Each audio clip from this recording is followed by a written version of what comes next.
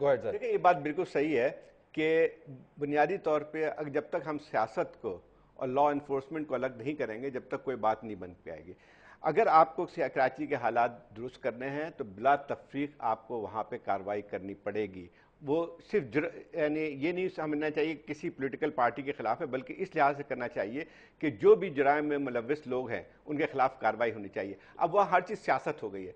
मैं वही बात कर रहा हूं कि जो है यानी जब भी किसी सियासी पार्टी से आप बात करें कराची में, तो फौरन होता है कि हमारे खिलाफ हमारे लोगों को किया जा रहा है। तो मसला ये आता है, या तो वो तय कर लें कि क्या वो जराइम पेशा लोगों के साथ हैं, जब उनके खिलाफ कार्रवाई होती है तो वो चीखते क्यों हैं। एक तो ये बात हुई। दूसरी बात ये कि देखें, कराची में यकीनन तौर पर मैंने पहले ही बात की थी शुरू में कि 80 की दहाई से मसाइल चले आ रहे थे, लेकिन एक ऐसा वक्त भी आया था जहां पे थोड़ी सी हालात बेहतर होने शुरू हुए थे। असल वजह थी कि वो फौज के जरिए नहीं हुए थे, वो पुलिस के जरिए हुए थे। अब पुलिस में जो है, अगर फर्ज किए मैं जानना चाहता हूं कि इसमें ज्यादती हुई थी या क्या हुई थी 95 वाला के बाद, जो है वो पुलिस के ने ही जो है वहां के हालात दुरुस्त किए थे। और मैं समझता हूं कि अगर सियासत उसमें मुलव्वस ना किया जाए, अगर आप लॉ इन्फोर्समेंट एजेंसीज को अपने बिल्कुल बालातर रखें, उसमें अपने लोगों को भर्ती करने की बात ना की जाए, तो मैं समझता हूं कि हालात तो भी बेहतर हो सकते हैं बगैर फौज को बुलाए हुए। और उसके लिए आपको हर के खिलाफ कार्रवाई करनी पड़ेगी, जो नो गो एरिया टाइप के हैं उसको भी खत्म करना पड़ेगा।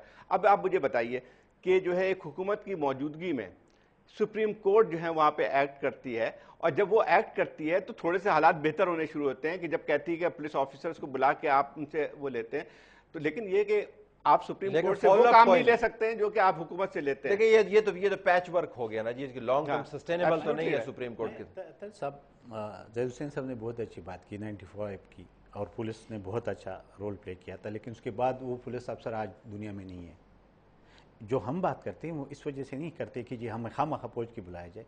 क्या कोई तरीका आपके पास इसके अलावा अगर है, रेंजर्स का है, तो उससे मसले को हल करें, लेकिन हल करने की तरफ तो आप जाए, हल करने की तरफ तो आप जाइए। अर्बन एरियाज में पाकिस्तानी फौजी जा रहे हैं, बैन-ए-अक़वामी तौर पे क्या तस्वीर बनेगी, 6 बंदे मारे जाएंगे, अमरीकियों ने कहना है यहाँ पे कत्ल गारतगरी हो रही है। आप सही कह रहे, वो मुकदमा भी तो देखिए जो बैन-ए-अक़वामी तौर पे पाकिस्तान के खिलाफ है। आपके पास आप भूल गए 1993 में फौज बाद 2 साल नहीं था ना, वो जो फौज आपके रही वो फौज को पॉलिटिकल ऑनर नहीं था।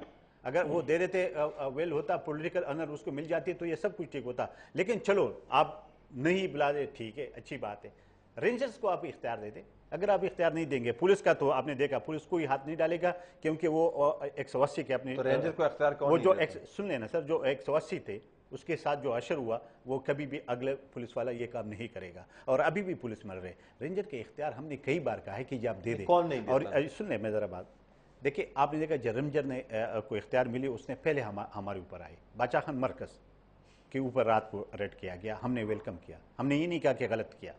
उसने हमारे इलाकों में चले गए, हमने नहीं किया, लोगों के घरों में चलेगी। आपको पता है कि हमारे चार दीवारी का बहुत ज्यादा एहतराम है, लेकिन हमने माइंड नहीं किया, हमने कराची में एक्सेप्ट किया। रात देने का इख्तियार किसके पास है, जरा बताएं ना मुझे। हुकूमत के पास है, हुकूमत जरदारी साहब के पास है, जरदारी साहब के पास है, और कायम अली शाह साहब के पास। कायम अली शाह अब वो नहीं दे रहे, तो अभी हम क्या करें? हमने इसका मतलब है कि उनकी ना की वजह से कराची के अंदर कुछ तो खून अपने लॉजिक है, उस पर कोई लॉजिक जो है वो कुछ तो खून को परपेचुएट करने, जिम्मेदारी उनकी है, लेकिन उनकी अपनी उस पर, मैं उसमें जान नहीं चाहता, वो खुद उसकी जवाब दे दे, लेकिन उसको करना चाहिए। ये पॉलिटिकल विल अगर उनको उसको ये स्टेप उठाना पड़ेगा पॉलिटिकल विल के साथ। अगर नहीं उठाएंगे तो कराची के सूरत हाल नहीं। अगर मैं ब्लंटली कर दूं, फिर पुलिस साहब के पास जाएंगे, जाहिर से जरा सा इसका रिस्पांस लेके ब्लंटली अगर मैं कह दूं, इस वक्त कराची में सूरत हाल ये है कि या आप कोलिशन चला लें और या आप लॉ एंड ऑर्डर ठीक कर लें। दोनों चीजें आप इकट्ठी नहीं कर सकते, इवन हैंडेड नहीं हो सकता, प्रैक्टिकली इट्स नॉट पॉसिबल। बिल्कुल, देखिए हुकूमत को एक तय करना पड़ेगा कि ये लॉ एंड ऑर्डर की सूरत हाल है, तो उसको उसी से डील करना पड़ेगा। फिर आप सियासी जमातों को बैठाते हैं तो उसका मकसद क्या होता है? इसका मतलब ये हुआ कि बराह ये बात आती है कि वो डायरेक्टली इन्वॉल्व है इन तमाम चीज़ों में। तो मैं समझता हूं कि इसका ये हल नहीं है। एक ये कि अगर आप हुकूमत है तो उसको जो है स्ट्रिक्टली अपने उन तमाम चीज़ों को अमल करना चाहिए। ये रिट ऑफ द स्टेट का मामला है, ये सिर्फ सियासी पार्टियों का नहीं मामला है। जब तक ये बात तय नहीं होगी कि आम शहरी का जो है जान उतनी ज़्यादा जो है अजीज होनी चाहिए जो कि आपके लीडरान की है, तो आप जब ये इसकी कहते हैं कि मिल के बैठ जाओ, तो मिल के बैठने का सिर्फ एक मकसद होना चाहिए। वो मकसद ये होना चाहिए कि आप ये तय करें कि भाई ये हम सियासत को बिल्कुल इससे अलहदा रखेंगे, और अगर फर्ज किए जो हुकूमत जो कार्रवाई करती है उसकी सब तायद करेंगे बगैर उसके। अच्छा, लेट मी पुलिस साहब, ये हो पाएगा? मेरे ख्याल में जो जाहिद साहब ने विश लिस्ट बताई है और जो जाहिद हुसैन साहब भी कह रहे हैं, उनकी बातों में दम तो है, मगर जब तक आप क्रॉस देखें, आप ये बातों से काम नहीं चलेगा। कोई सिंध को और पाकिस्तान को कोई इस किस्म का शख्स और टीम चाहिए जो आगे कहे कि जो भी सूरत हाल कम बात थे कराची में डीवेपनाइज किया जाएगा। अब वो नहीं हो रहा। दूसरी बात मैं ये कहूँ, तलब हुसैन साहब, कराची में जो काउंसलेट्स मौजूद हैं, जो एम्बेसीज के नुमाइंदे मौजूद हैं, उनकी कराची में मुदाखलत है। उनके जरिए कराची में कुछ पॉलिटिकल पार्टी को पैट्रोनाइज करके उनको फैसिलिटेट किया जाता है। जब उन पे ऑपरेशन होता है तो आपके इल्म में मैं लाऊं कि कुछ काउंसलेट्स और कुछ एम्बेसीज कहती हैं कि इन लोगों पे हाथ हल्का रखें, इनको मत छेड़ें। इसलिए जब तक पीपुल्स पार्टी का मौजूदा हुकूमत आलमी ताकतों का भी आशीर्वाद चाहेगी, अपने इक़्तिदार को भी तूल देना चाहेगी, अदलिया टकराव बरकरार रखेगी, मीडिया से भी टकराव बरकरार रखेगी, तब तक ऑपरेशन नहीं हो पाएगा। अगर मीडिया, जुडिशरी और पाकिस्तान की सिविल सोसाइटी और पाकिस्तान की रूलिंग ताकतें एक पेज पे होंगी तब ऑपरेशन हो सकेगा, वरना नहीं। के मामले पे एक पेज पे आए वरना नहीं। बहुत बहुत शुक्रिया नाज़रीन। कराची के हवाले से आज यही डिबेट, ये ऑनगोइंग डिबेट है।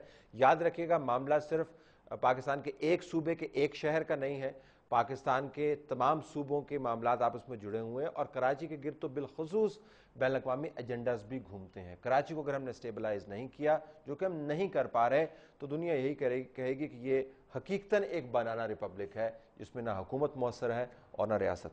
इजाज़त दीजिए, अल्लाह हाफ़िज़।